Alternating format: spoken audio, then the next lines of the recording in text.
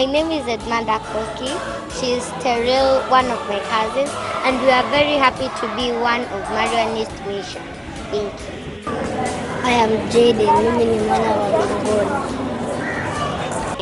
My name is Iman Bahati. This is my friend called Natalie Mbungoni. And we are happy to be at Marianist Mission. And we are happy to be part of Marianist Mission. Yay! I'm Father Daniel Odero Sino. I'm a Marianist from here in Kenya. Currently based in Mombasa and working here as the Parish Priest of St. Martin de Porres, Mbungoni Parish, under the Catholic Archdiocese of Mombasa. And as you know, that the mission of the parish is salvation of souls. That is the mission of the church, actually. So the parish participates in the mission of the church, salvation of souls. And this is through propagation of faith, which actually is very Marianist. That was the vision of our founder, that we will multiply Christians. And so we multiply Christians through the Word of God, through catechesis, through the sacraments, through the seminars and the workshops that we have, so that our Christians can be grounded in faith and they can follow Christ closely and be transformed by Him. And in our parish, for me, St. Martin de Porres said something very important, that in love and in harmony and in faith we grow. In love, in harmony and in faith we grow. And that has always been my vision. That resonates to me and speaks to me a lot. So as the parish priest here, I try to bring that love and harmony and try to propagate faith so that we can grow into the image and likeness of our Lord and Jesus Christ.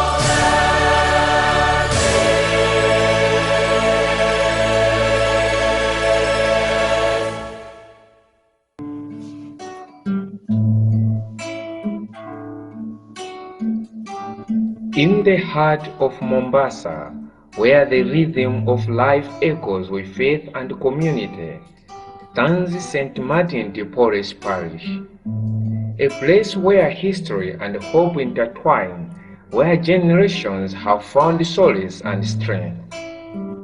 For over 3 decades, this humble church has been a beacon of light, a sanctuary for countless souls. From its humble beginnings as a Makuti shoulder to its current standing as a vibrant community, St. Martin de Porres Parish has witnessed the unwavering spirit of its people. Join us as we embark on a journey through time, exploring the rich tapestry of this parish. We will meet the individuals who have shaped its history, the dedicated souls who serve its community, and the young hearts who carry its legacy forward. This is the story of St. Martin de Porres Parish, a story of faith, resilience, and the enduring power of human connection. In the late 1980s, a small group of devout Christians yearning for a spiritual home closer to their community began to gather in the Mbungoni area. What started as a humble congregation under the guidance of Father Martin Kivuva, the then parish priest of Kondwani, would soon blossom into a thriving parish. My name is Joseph Mulu, and I'm very grateful you have allowed me to come and explain how we started this parish and how far we have gone. I started coming to this parish when it was starting in 1988. At that time, we were a makeshift, a small makeshift church, which was moved with the Makuti, and the Christians were very few. I think if I remember very well, the time I came here, we were about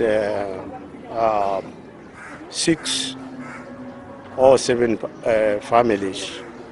I remember the families which I found here at that time. One was family of Alphonse Wanje. The other one was the family of Kimba, family of Mzee Mombasa, and the family of Harrison Kutwa, who was a neighbor at the church. We were under Kondwani Parish, and at that time the priest was there, was Martin Kivuva, who is now the Bishop of Mombasa, and it's the one who's we actually lose a few Christians because he knew some to start outpost here. From there we continued, and the congregation kept on increasing, and by the end of 1988 there was a good number. Maybe we were about 30 or more. The early years were marked by immense challenges. With limited resources and a growing congregation, the community faced the relentless elements as their makeshift church was often damaged by heavy rains. Yet their faith remained steadfast, and through collective efforts and unwavering determination, they persevered. And sometime, I don't remember the date, the makeshift structure collapsed, and we had nowhere to hold our prayers. But fortunately, the Marianists had put up the school here, and we requested them to allow us to have our mass along the corridors. And they allowed us. We continued there, and we were planning of putting another structure. But then the priest is late now, Father Kizito, and invites us now to shed that idea and to think of starting a real church. And we accepted the idea, and we started preparing ourselves to start to put up the church building. Around 1990, that is when we moved to the idea of putting the present church is there. I am Sister Chineku Obinyalako from the congregation of the Daughters of Divine Love. So my sisters who were working here before me, they were there that time. Sister Neema, Sister Pauline. Sister Pauline used to give me the stories. She told me how they mobilize people going from house to house, their evangelization work. They talk to people, they enter the family, they explain to them, they talk to them, they join. That is how they get their number growing. So through their mobilization, through their evangelization, they get members. Before then, they were having their mass and prayers in a shade. It's just small building there. So through that mobilization, they grow. The spirit of Harambee, a Swahili term for pulling together, became the cornerstone of their journey. The community rallied together, sacrificing their time and resources to build a place of worship that would serve as a beacon of hope for generations to come. And we started preparing. We started collecting money from the Christians. We are very few. The much we collected at the time was, the highest we collected at the time was 90,000. And that is the money we started the foundation with. It moved very slowly with a lot of problems. At a time, we stopped completely. After that, since the number of Christians now and increased. When we went to the veranda, there was enough space, and now Christian discovered there was a service every Sunday, and they used to come.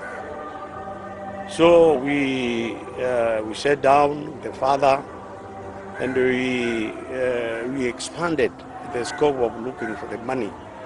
We even involved the other churches, the parent church, Kongwea, Mtopanga, which was another outpost of Kongwea, and they were of great help. They joined with us, and we started moving pole. Along the way, God was with us. Father Kizito invited some German tourists. I think he knew them because he used to go there, and they came here. We had service with them, and I requested them to help us. After that, he called the few church elders who are there, including myself, and we decided to invite the tourists in a place, Mombasa, so that we can formally request them for assistance. And they agreed. And we met them. We explained to them the problem we have and what we wanted. And they agreed. They told us they were going to ask permission from their bishop in Germany, because that's the procedure they do. They are helping. They told us they are helping many churches in Africa. And after 1 year, they came back and they said, yes, it was agreed. So they will be sending money through their representative. He was the director of Bombolulu workshop. That is, I think, Association for the Fiscally Disabled of Kenya. And then we continued. We moved. There was a problem with the contractors, but finally we got a better contractor, and we started the church. We moved. I think by 2000 we were almost through. There remained some touches. Through unwavering faith and tireless efforts of the community, a new chapter unfolded. The dream of a permanent church building gradually materialized. With each brick laid and every beam raised, the community's hope and aspiration grew stronger. The year 2004 marked a significant milestone for the parish. In 2004, the church was ready, was complete, and it was consecrated by then Archbishop John Jenga, the late Archbishop John Jenga. We started using the church. We are now using the church for the masses, for the Sunday masses. Still we are under Kondwani Parish, but 2006, I think, if I remember, sometime in August, I don't remember very well, we were given the parish. Now we are independent parish, Mbungoni Parish, and from there we are moved. That is where we are now. On the 15th of August, with hearts filled with gratitude, the community celebrated the official opening of St. Martin de Porres Parish. It was a day of immense joy and thanksgiving as they witnessed their dream transformed into a tangible reality.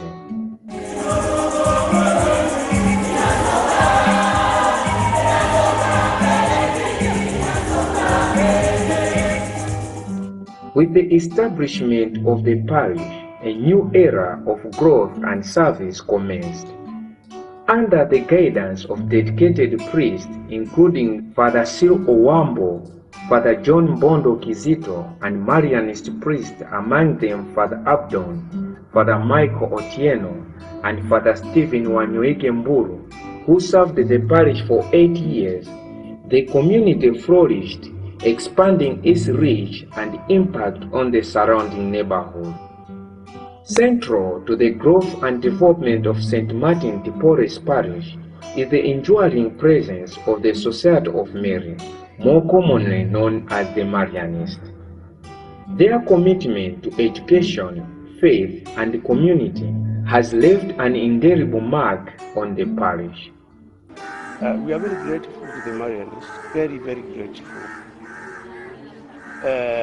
First, they started assisting us since they came here. They never failed to assist us, even when they were not around the church. They used to contribute a lot, and we had very, very wonderful relations with them. See? And I would say we were very grateful the church was put under Marianists. We have been having a very cordial relationship and a lot of peace in the church. I've been here for the last 36 years, and I see the problem we have are minimal. And the relationship with the congregation and the Marian priest is superb. It's very good. The Marianists have been instrumental in nurturing the faith of parishioners, particularly the youth. Through educational programs, retreats, and mentorship, they have inspired countless individuals to live out their Christian vocation.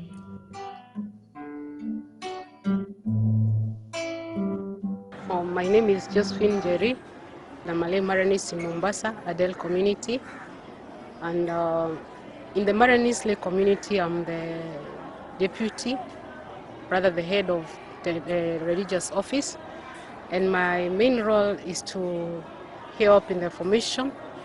Basically, religious office is matters of faith and spirituality, to help the group grow in faith and in numbers. In the group, the lay Marianists, we always have a new member each and every other time. At the moment, we have 9 members who are undergoing formation, and they are making their commitments at the end of the year, hopefully.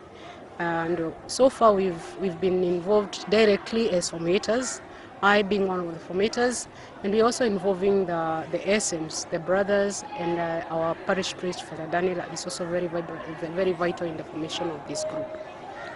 The Marianist lay community are fully involved in the church activities. Like you said, like you realize that we have first mass, which starts at 6:45 in the morning. The lay Marianists are the ones who are in charge in that mass, from the music and the other activities of the church. They also do cleaning in the church when they are during their day of cleaning. The lay Marianists are also members in small Christian communities, where most of them, actually very many of them, are officials in the small Christian communities. That's why we realize that the spirituality of Mary is not just in the lay Marianists, but it's also involved in other groups in the church. We also do other things like fundraising for the church. Like any other group in the church, the lay Marianists also have their allocation, and I can proudly say that there is no one given year that we have not been able to meet our target. So we are actively involved in the church activities. In our group, people are talented differently. In the lay Marianists, we are talented differently. We find that some people are involved in the CMA. Personally, I have a passion for children, and my responsibility is to mold the children, the very young ones, from when they are beginning to learn the importance of being in church, and also forming the PMCs, so that at the end of the day we have a basis for the children to now join the catechism. So that is my responsibility. We also have others who are in the CWAs, and others who are in the health department, huduma ya afya. So we have other people in the group. Everybody have their own talent, and they are offering the talent to the church individually, not as a group, individually. Yes. From the onset of our formation, we were formed by the brothers, and we have been working well. They taught us the family spirit and all other pillars of the Marianist charism. So we've tried to work together in different things. Sometimes we even have our own functions, personal functions, like you can call them for mass, and they come for mass in our houses. When we have major functions like our Marianist feasts, we can organize them ourselves as Marianists, but also involve the brothers. We've had challenges, like sometimes people are busy, they have transferred to different places, and you're left like 3 or 4, but people still meet, the 4 of them. sometimes you find that people have you know, you're in town, we have different jobs, you have transferred, you cannot be with us, but you still have some communication with the group from wherever you are. So our main challenge is now that attendance, that has been the biggest challenge, but we still get the strength to keep moving on despite the fact that we are few. The other challenge could be financial, because there's no group that can run without money. But being people that cover each other, you always realize that we manage to fundraise our own activities without one feeling like they have been left out, or I don't have money, I cannot do this, I cannot be able to raise the same amount of money that the other one is raising. No, we say bring what you are able to bring, and then we combine together and we move together. My only wish and prayer is that the spirit of Father Shamina continues, despite the many changes that we're experiencing in the world, that we continue bringing forth his spirituality, that even as things change, no matter the technology, people are dispersed different parts of the world, we continue passing the information to the many people that we encounter. And we always encourage each other that we remain together despite our differences.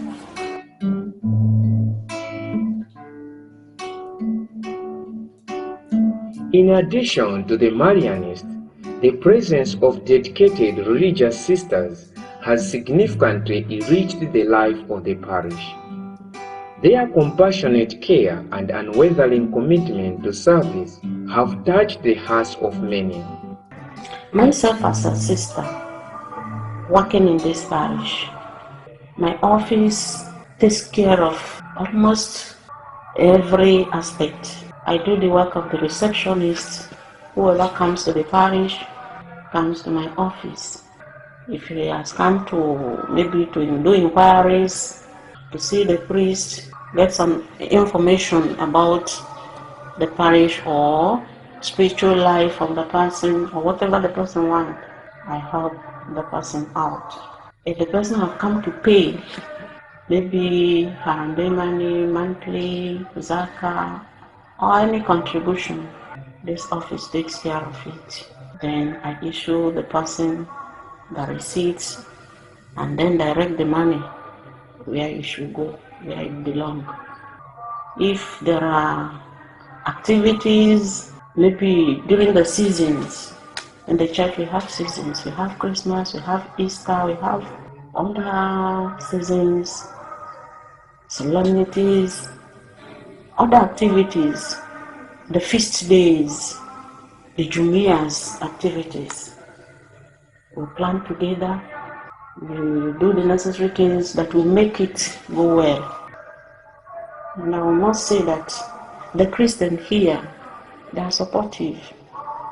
Here also we have built the Adoration Chapel. And the Adoration Chapel, the Christians here, they are really making good use of it. This one is Perpetual Adoration Chapel. There are adoration chapels here and there, but this particular one is called Perpetual Adoration Chapel, meaning that it is on every time. Anytime you come here, you are free to go to the chapel. It is never locked. And our Christians, the Jumuiya, they take turns to visit Jesus in the Blessed Sacrament. That one is really wonderful, and we are coping with it very well. I must say that this parish is a great one. We really say that God is working wonders here. And people around us, they can bear witness, the parishioners, because they normally go to other parishes. And even the other people from other parishes, they normally, sometimes they ask some questions. And we normally tell them how it happened. I must say that we are alive. Many people here, we are very creative. And we are moving on very well. Our Parish Priest, Father Daniel, is also trying very well. He carried He just carry us along. So, in collaboration with the Marianist family, the parishioners, myself and my sisters, I must say that we are trying our best, and we are seeing it. We are seeing it that things are moving very well, and we are happy. One good thing is that there is peace. We have peace here. The religious sister's selfless dedication to the parish is a testament to the power of faith and transformative impact of serving others. Beyond its historical significance, St. Martin de Porres Parish is a vibrant community that thrives on faith, fellowship, and service. The parish is a home to a diverse group of individuals united by their shared belief and commitment to building a better world. Hello, my name is Lucia Mbite. I'm the chairperson of Young Catholic Adults, Mbungoni Parish. So for the young people, it's important to be part of a group in church because number one, you get to hang out with people your same age, people who are going through the same things that you're going, accountability and also support in case you have any problems. Hallelujah, hallelujah. The youth are at the heart of the parish, with numerous programs and initiatives designed to foster their spiritual growth and leadership skills. Our parish normally has programs whereby we'll join with the youth, that is the people from the age of 18 to 25. We have exchange programs. We also have Tendo la Huruma, which are acts of mercy. Yep. So the parish can engage with the young people. For instance, they should choose more young people in positions in church. Let's say, for example, in the executive committee, it will be nice if they had a young person, and also they should give the young people a chance to share their contributions. They should have a space to accommodate the views of the young people, and also they should mentor young people in the church. They need a lot of mentoring. Okay. So to the young people my age, you have to know that every good thing comes from God. So everything that you want that is good, you'll find it in God. And there is nothing that you do for God that goes in vain. God will reward you, plus God is faithful. He's true. I mean, when you have God, you have everything. So just come to church, seek the face of God, and you'll see the marvelous things that He'll do for you. Mungu alianza kujijulisha kwetu. From vibrant youth groups to engaging catechetical programs, the parish provides a nurturing environment for young people to discover their faith and contribute to the community. The catechists play a vital role in shaping the faith of the next generation. Through their dedication and passion, they impact the teachings of the church and inspire young people to live their faith with conviction. My name is Lemuel Kombe. I'm a catechist in this church, that is St. Martin de Porres, Mbungoni. I've been a catechist for the last 4 years, and I specifically do the PPI program, which is the program for pastoral instruction. And this is the study about God and its spirituality. This makes the children or the child know their living God, who is creator of all living things and non-living things. The spirituality part that I make the child to live God's will throughout his life. The experience that I got from all what I've been doing in this church most of those who have not been receiving Holy Communion, they are coming back to Holy Communion. For those who are not staying, who are living in marriages which are not blessed in church, they are also coming back for the matrimonial sacrament. So I'm happy for that.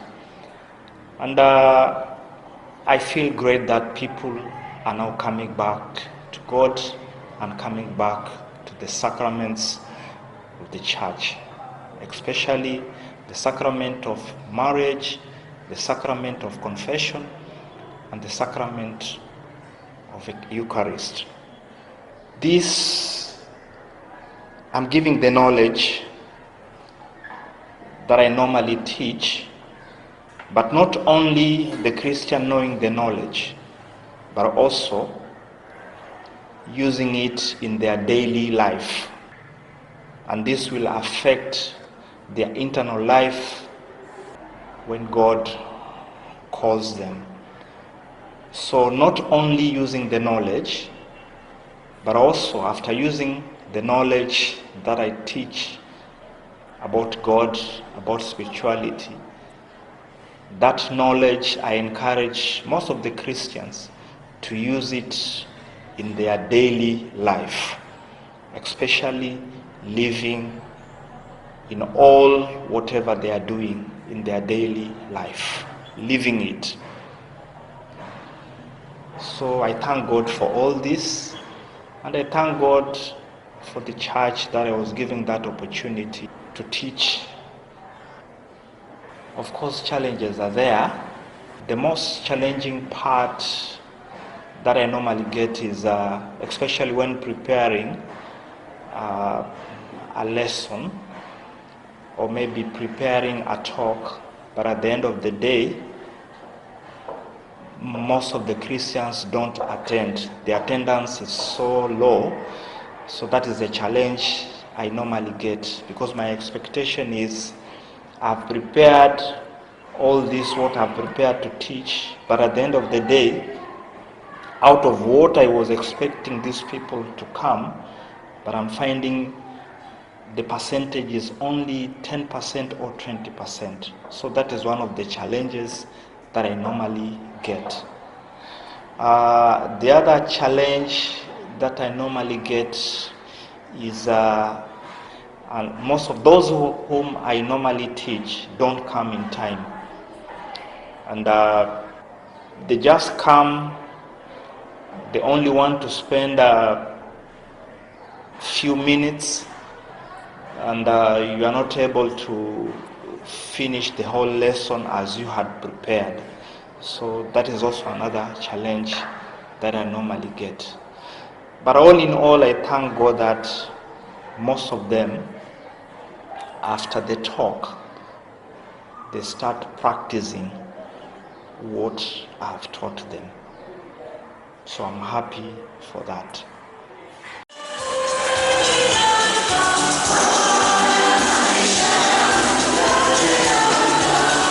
The laughter and innocence of children fill the parish with joy and hope. The Wana Maria Group, a vibrant community for young children, plays a crucial role in nurturing their faith and fostering a love for God. My name is Clara Ndirangu. I'm from Wana Maria, Altar Servers, and PMY. PMY stands for Pontifical Missionary Youth.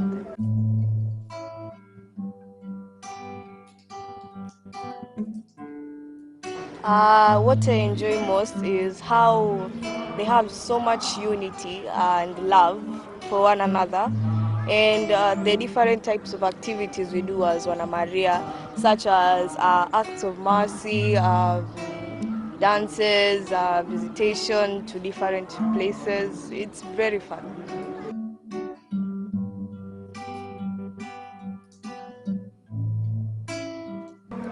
It has helped me spiritually to know things that I never actually knew before. Like I never knew like there was someone or a group called Wana Maria that did this particular things, and when I joined the church, it helped me know those types of things.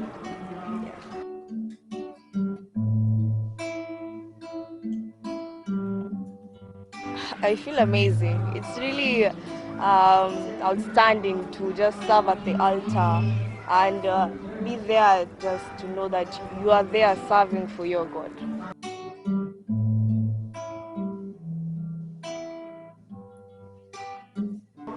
What advice can I give them? I'll just tell them that being a part of the church, it's not always about just listening to what the priest has to say, stories about the Bible. No, being in the church, we are one family. It brings unity. So when you are here, you just know that you're not alone. We're always going to be there with you. And if you have any problem, the church will be there to help you in every step of the way.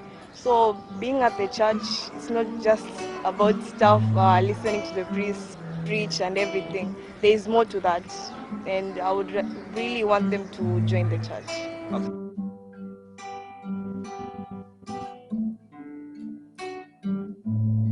Here at Mbungoni, we are led by Marianist priests. We also interact with Marianist brothers, different sisters. At Mbungoni, different types of groups are usually led by different types of saints, such as Wana Maria is led by Mary, altar servers is Alois, and different other groups also like CMA and CWA help us grow spiritually. Through fun-filled activities, age-appropriate teachings, and a supportive community, the Wana Maria group helps children develop a strong foundation in their faith. These young disciples are the future of the church, and their enthusiasm is a testament to the parish commitment to nurturing the next generation.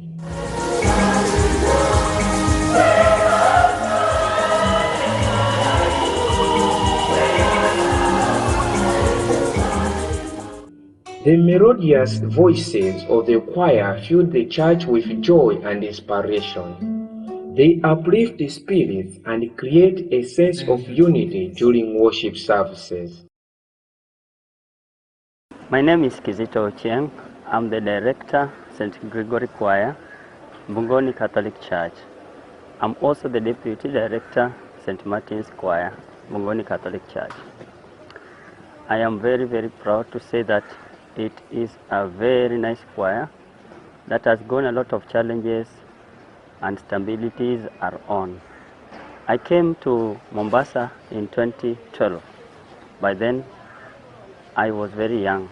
I was interested in singing because I was motivated one Sunday, that was my first Sunday, to see a woman pianist in the choir. So I got curious and interested to get into the choir. The welcome was good, and I began participating in the choir then as just a choir member. And it was quite unfortunate that by then the choir really needed some support, especially in the piano. Me being a little bit good by then, I decided to join the directors fraternity.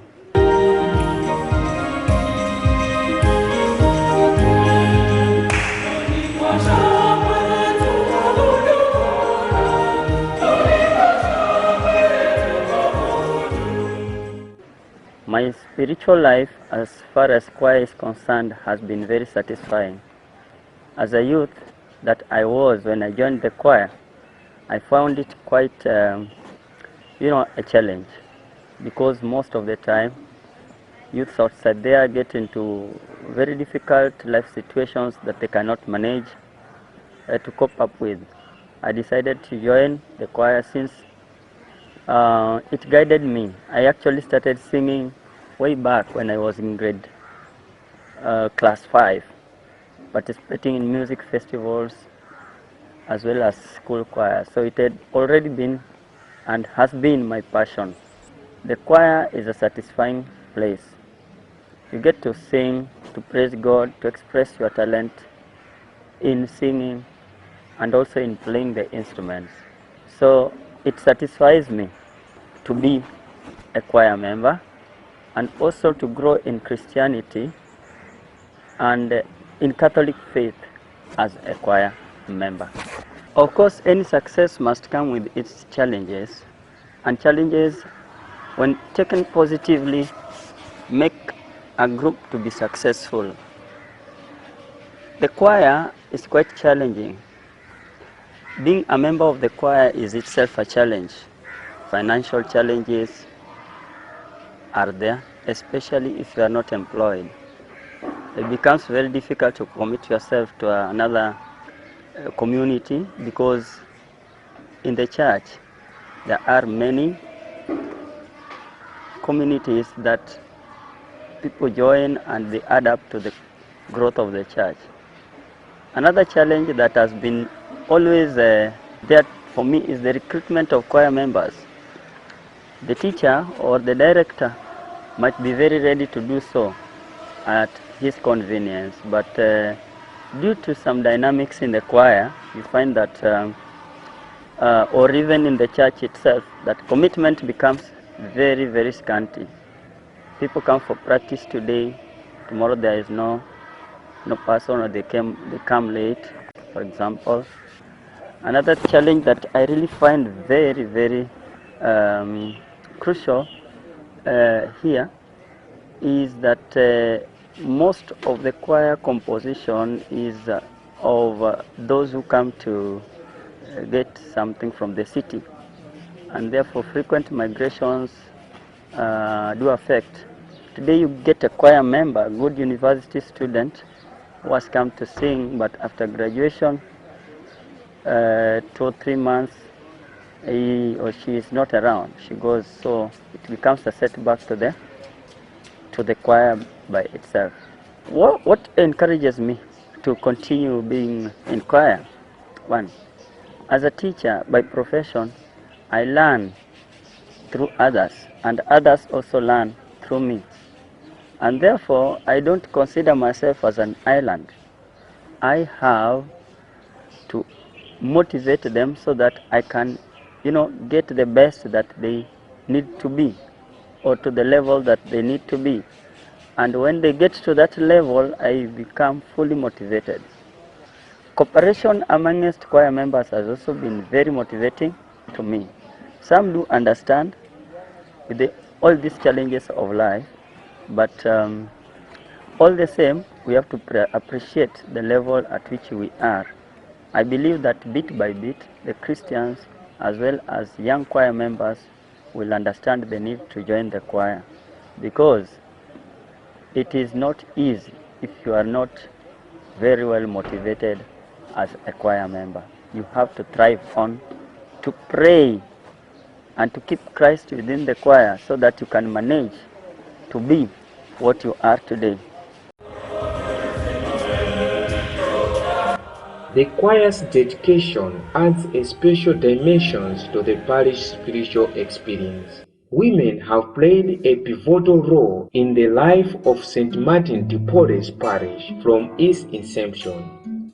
Their dedication, compassion, and leadership have enriched the community in countless ways. My name is Mrs. Mary Odero.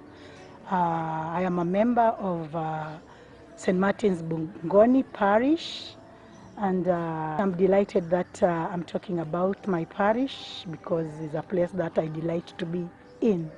Well, women, just as all the other Christians, play a major role in the being of this parish.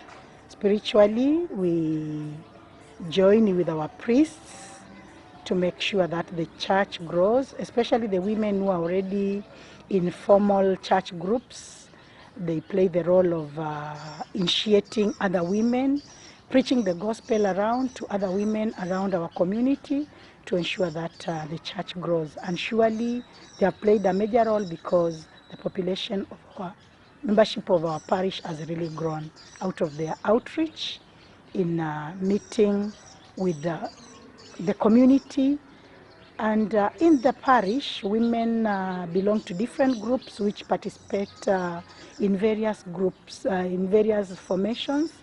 We have women who are in CWA, that is the Catholic Women Association, and these women participate in projects because in the annual contributions for the development of the church, a portion is allocated to them, and they organize themselves and raise funds as women to support all the projects that go on in the church.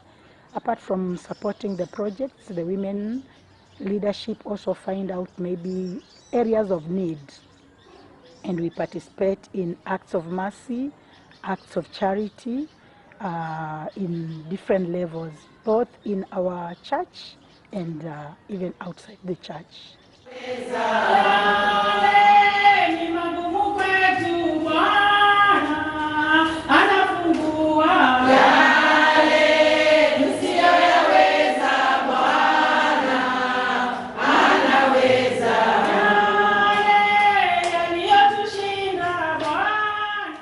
Leading women is not an easy thing because women have many issues, and bearing in mind that here in church we meet women of different levels of faith, different understanding of the faith.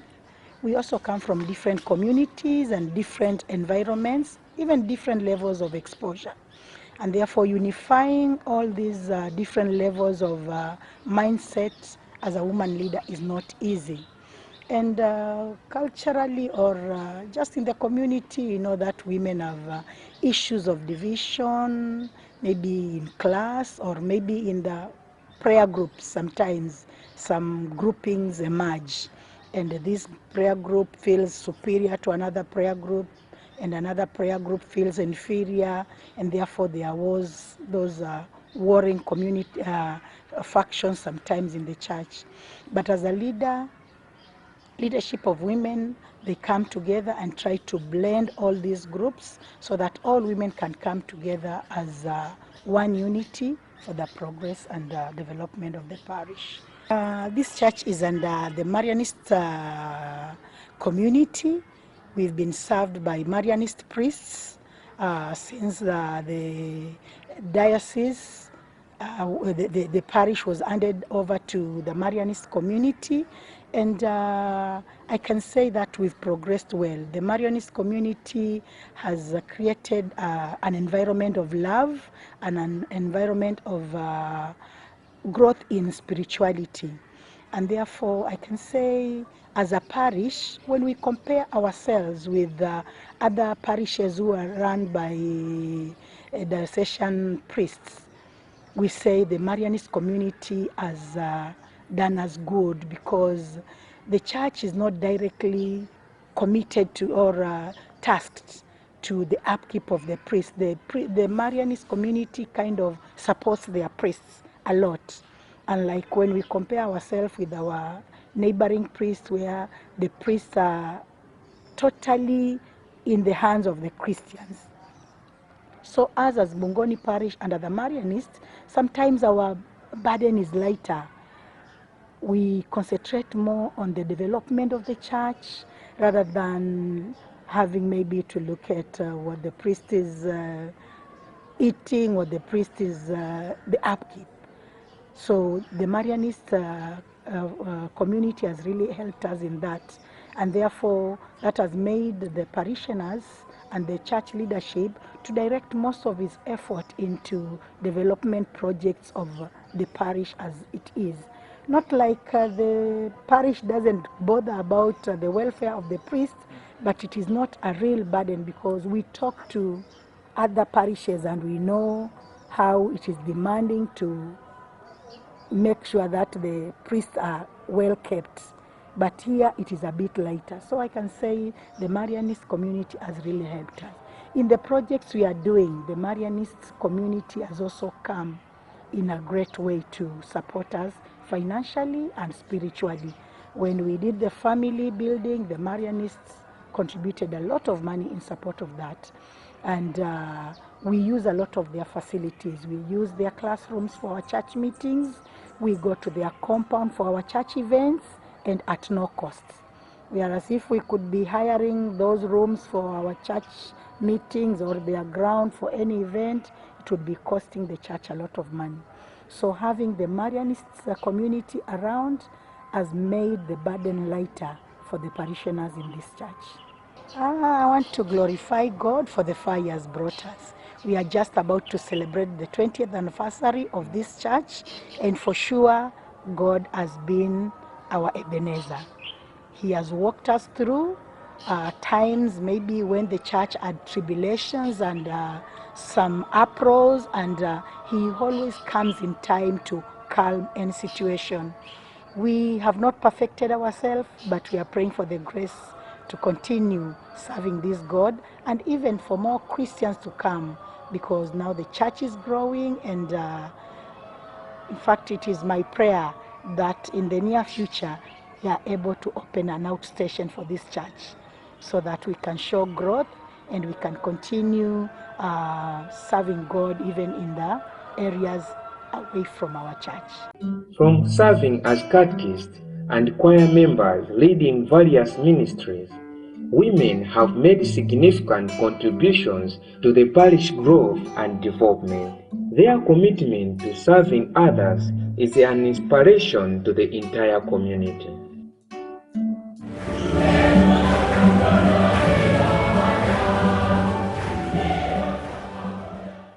From the earliest days of the parish, men have been pillars of strength and support. Their unwavering faith and dedication have been instrumental in shaping the community we see today. Men, we are the movers of this project, if I say, because I think women are there, they are contributing, but I must say mostly the church, from where it started and where it is, it's an effort of men who, they sacrifice a lot. We were few, but they are trying to give as much as they can. Even today, they are the one who are moving the progress of the church.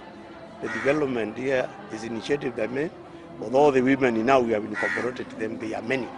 Since now contribution comes from the jumuias and the solidarities.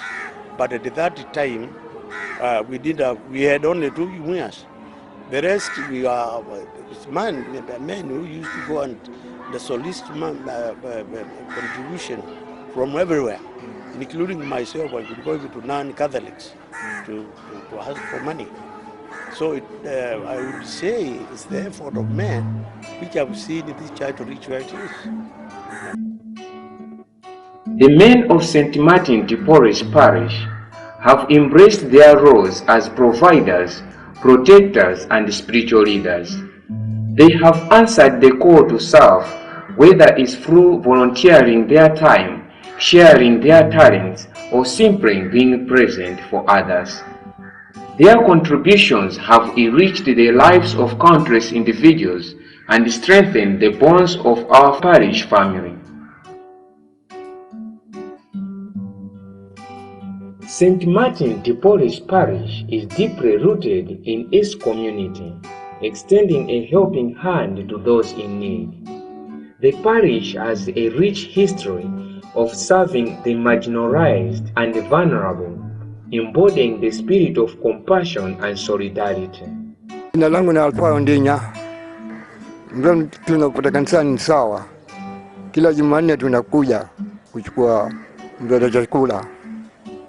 Kwa majina naitwa Caroline. Mradi uko vizuri, unanisaidia.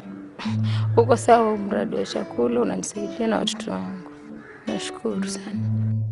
Through various initiatives, the parish addresses the challenges faced by the community, including poverty, education, and health care.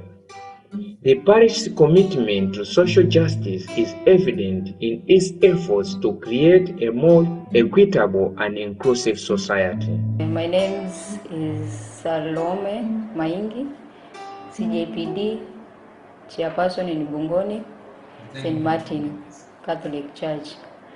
We have a mandate in CJPD members in Catholic Mbungoni to awaken God's people to a full understanding of justice and peace through creating awareness, sensitizing and empowering individuals and groups and even in our communities. We also have food relief programs where we give those who are needy in our church and even in our neighboring community without discrimination. We normally distribute on Tuesdays, but not every week. We also work under the guidance of the Parish Priest and even other priests in our deanery level, at deanery level and even diocese level. We also help in conflict resolution in our church, either way between the couples or even people who come outside our church in the nearby community with so many challenges. We also protect the children in our church compound, either way in challenges in mental health, and even we guide the youth. We are also engaged in some activities like Environmental Day, where we took place in planting of trees, where we are also making sure they grow. We also engaged in observing the parish elections. We also have governance and civic education. Those are some of the activities we normally do in our church here in Mbungoni and even in the deanery level. But we do so many activities.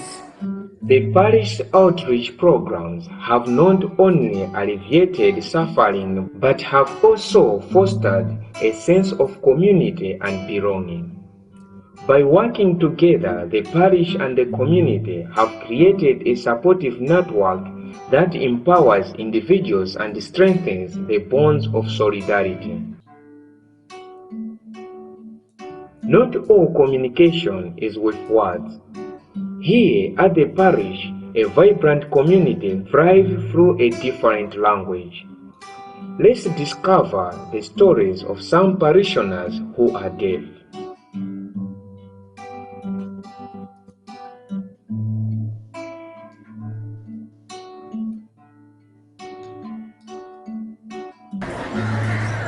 Her name is Gladys Dhahabu. That is her sign name.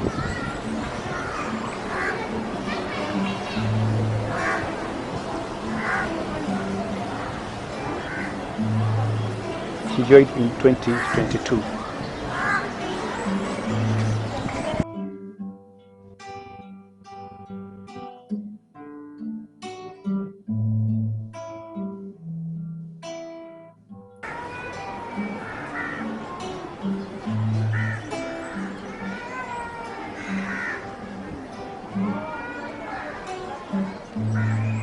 One of the advantages is that every Sunday we have Mass at the church. The other advantage is that we've had a chance to get our members baptized.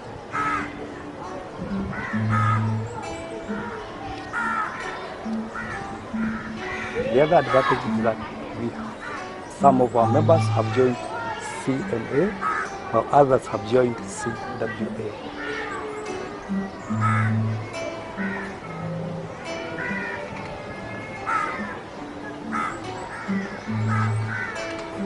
We've had a chance to have a wedding marriage for our members, two of our members. We also get assistance in the form of food, especially unga.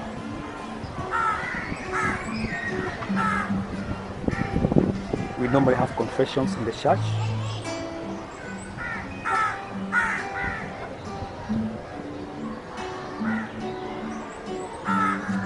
When a member of the community is sick, the church assists in terms of medication. We also have interpreters in the church who always assist the community. We've had opportunities to travel as well.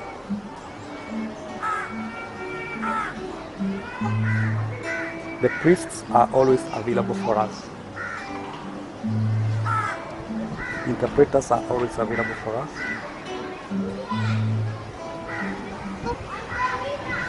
So we encourage many deaf who are out there to join the community. Thank you.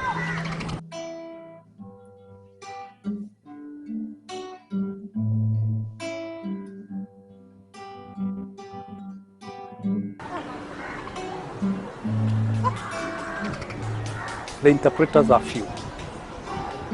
That is one challenge. His name is Charles Mutua.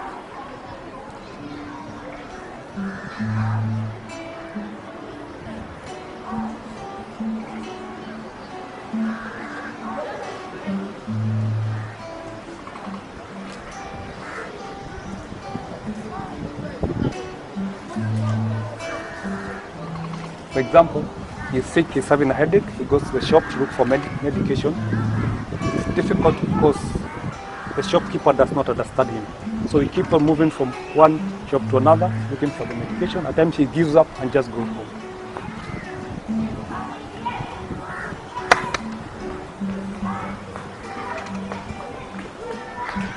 At times, the deaf, when within the community, because they don't understand what is happening around them, they end up getting into trouble. His name is Safari.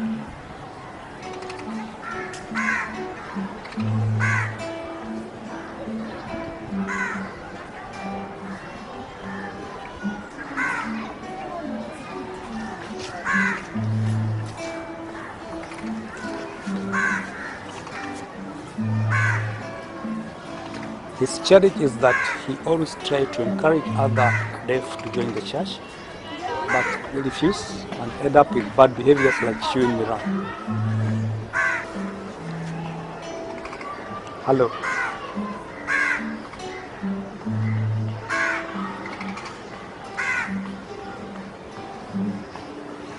Signing you.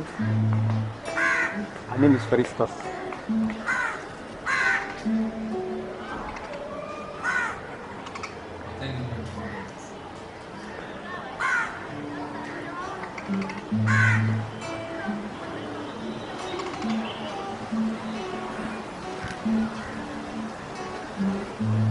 It is difficult for the deaf to get jobs because of the communication problems. His name is Collins.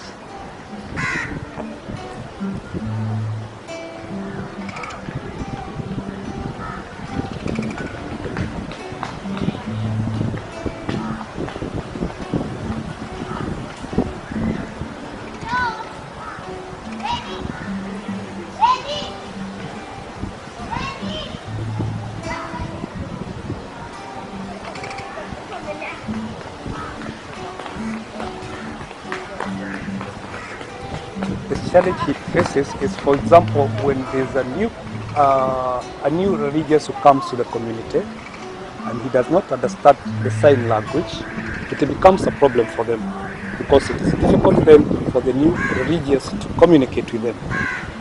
So he suggested a good solution that, for example, the deaf, the new person, and the person who understands the language, like an interpreter, can sit together and communicate and help the new religious to understand the language.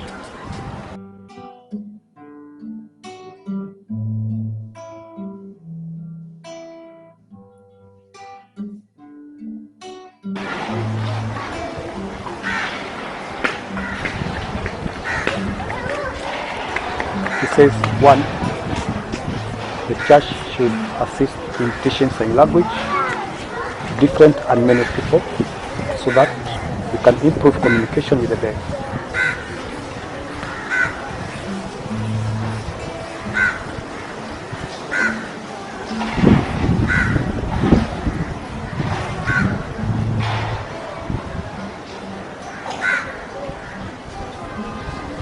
Another solution is that the deaf members should be included in all activities of the church so that they feel appreciated.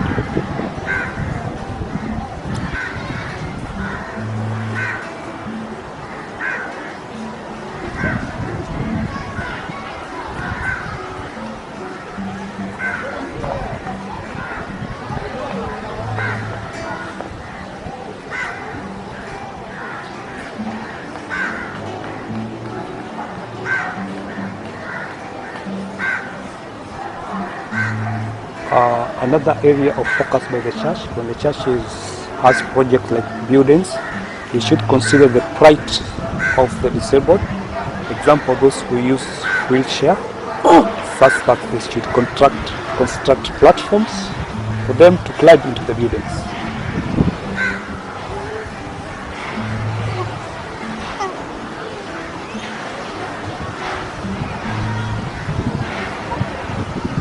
It is important that many people learn sign language so that they can keep on helping the deaf.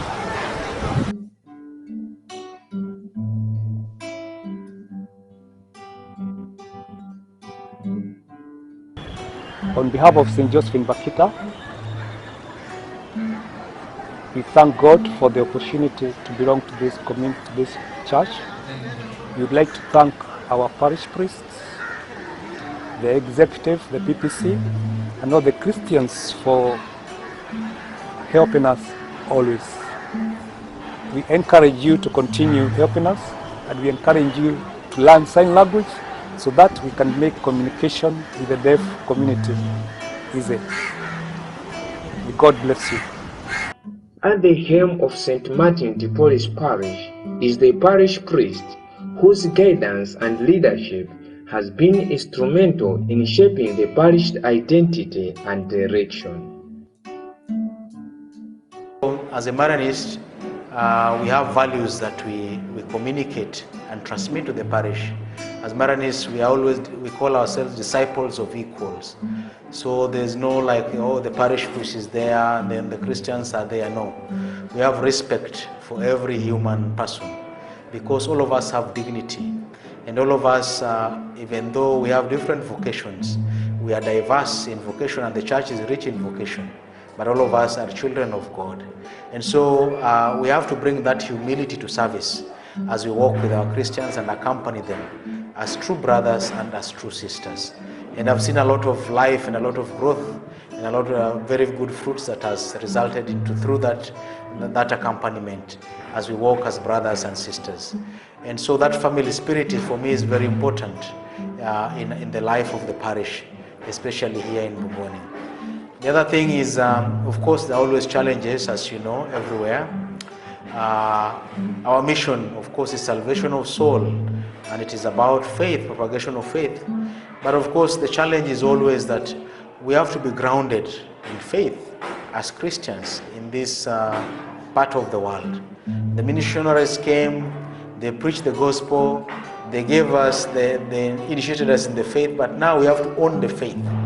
So our parishioners, our Christians, myself included, we have to own this faith. We have to make it ours. Here in Africa, here in Kenya, here in Mombasa, here in Bobolulu. So my challenge is always, how do we live this faith? How do we inculturate it and own it and be grounded? Because everything we do in the parish, we have buildings, we have infrastructures, but if we are not grounded in faith, okay, these buildings will be empty one day. So we have to do catechesis. We have to ground people. Our Christians need this. Ongoing catechesis, ongoing formation in faith is very important because it is a big challenge. If we don't take care of our faith, if we don't ground our Christians, then we can be in trouble. Secondly, of course, our parish is here in this community in Bombululu area. That is the larger part. Mbungoni is part of Bombululu. And in this community, in this neighborhood, there's a lot of poverty. Families are struggling to pay rent, take their children to school, to be able to sustain the parish, to be able to sustain the work of God. We need more resources, but you find that there are more needs than even the resources that are available because of the reality on the ground. So it is something that we struggle with, but that's why we also have faith. God has never let us down. There's always divine providence. God continues to provide for His people. And every day you see it, and every day people testify to this. When families are down and have lost hope, there's always something, a miracle happens, and we continue journeying together and continue providing for one another. The church stands with the needy and the vulnerable, But surprisingly, the needy and the vulnerable are also very, very generous to the church. Of course, there are also demands, there are a lot of demands in terms of running of the parish and the diocese and so on. So our Christians have to take responsibility and have to own the affairs of the diocese, but also the affairs of the parish, so that there's great growth, not only spiritually, but also physical development. And the other challenge that we have in community today, of course, we are in a digital world. The internet is there, the phones are there. These things are good. Technology is great. We have made great progress in the world today because of technology. But also there are challenges, because sometimes we are controlled. There are many influencers, there are many teachers, there are many false prophets. And our Christians, the lay people, they fall for this. And so we have to be careful. So as much as we promote technology and as much as we see the goodness that it has done also, but we also say, okay, watch out, because there are many things that happen. Our children are exposed too early. They know a lot of information. Some of them, they can't handle this information.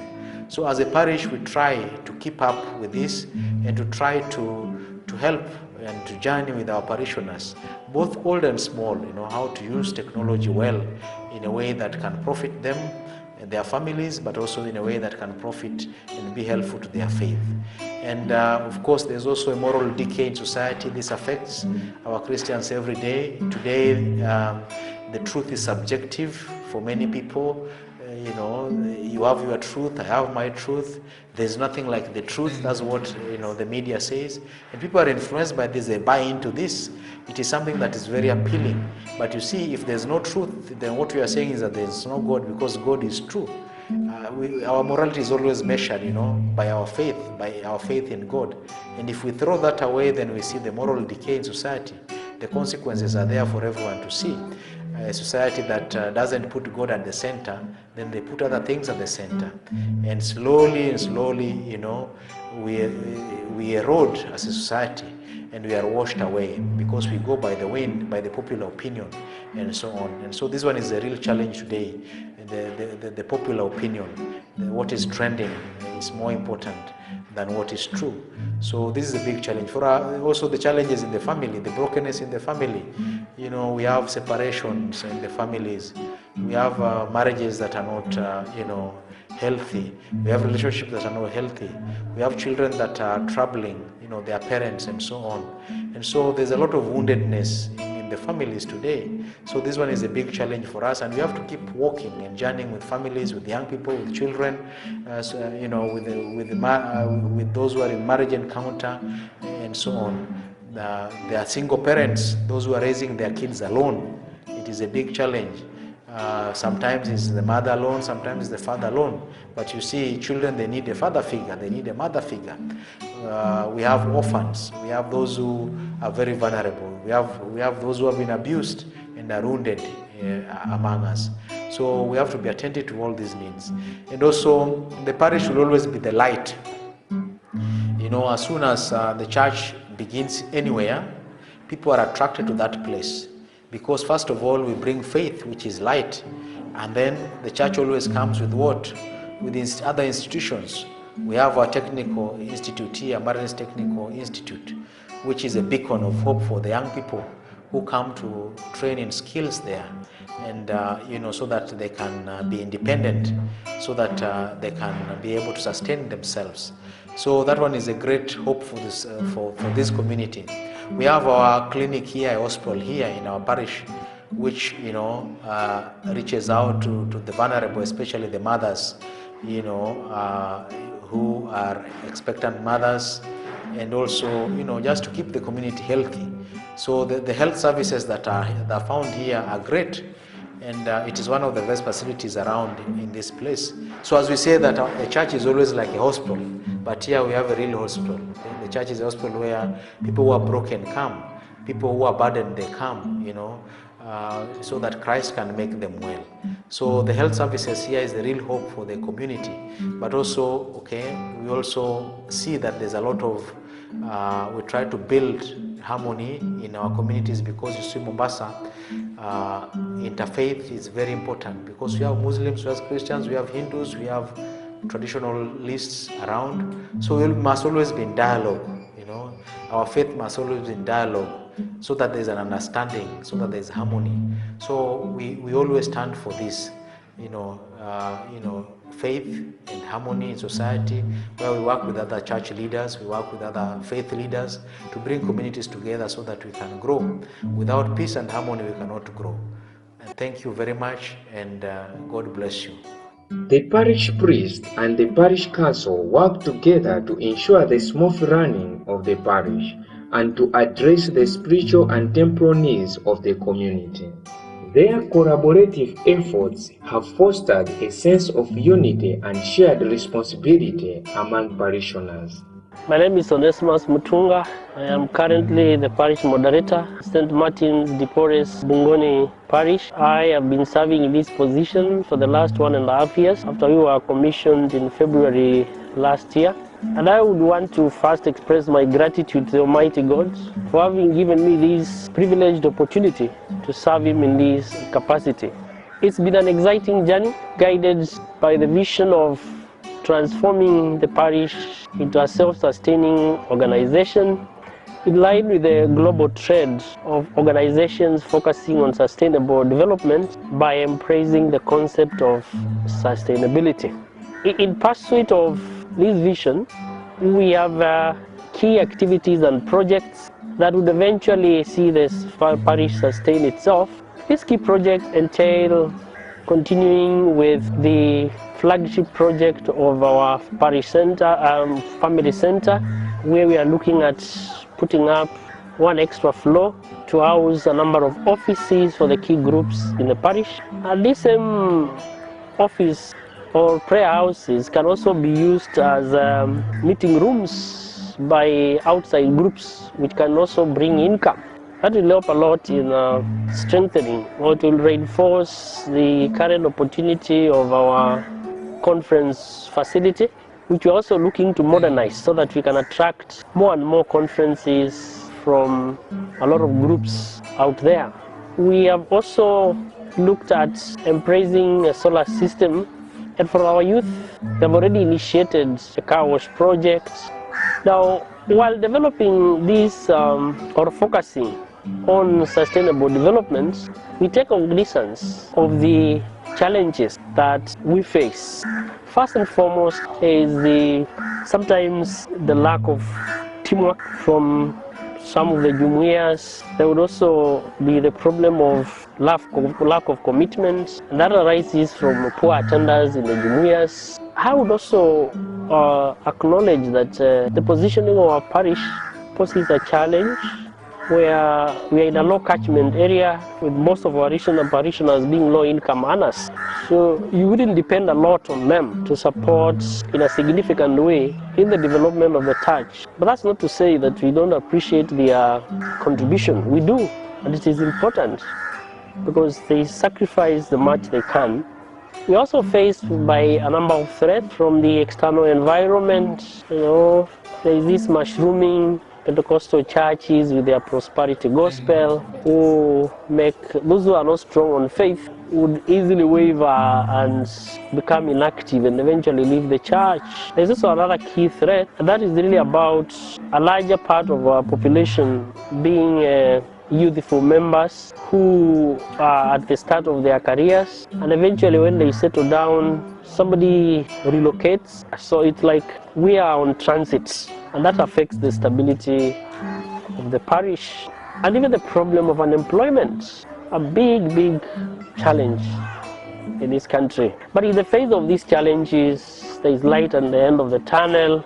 By appreciating the existing opportunities, we have an opportunity of increased demand for housing, which is the reason why we would go into real estate. There is increased demand for fresh water in Mombasa. That's why we are thinking of water harvesting. The other opportunity is in the area of education. Mombasa lacks good schools that offer quality education, and this is an opportunity we can exploit in the long term. As I wind up, I want to appreciate the good spirit, the good attitudes from most of the parishioners, the cooperation by the leaders, quite dedicated. There is a lot of loyalty, communal living where people come together when it is time to celebrate, and when we have events, members are quite supportive. That is really, really essential to be able to stick together as one family of Christ. St. Martin de Porres Parish is more than just a place of worship.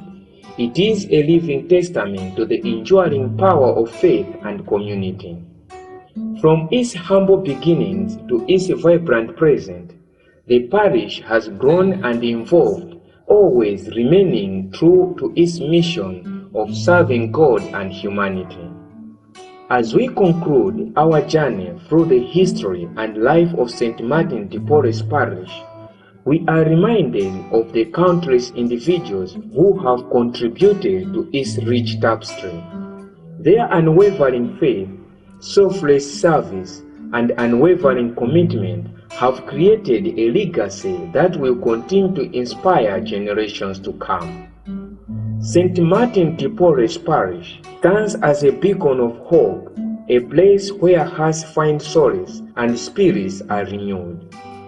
May its story continue to inspire others to build communities rooted in faith, love, and compassion.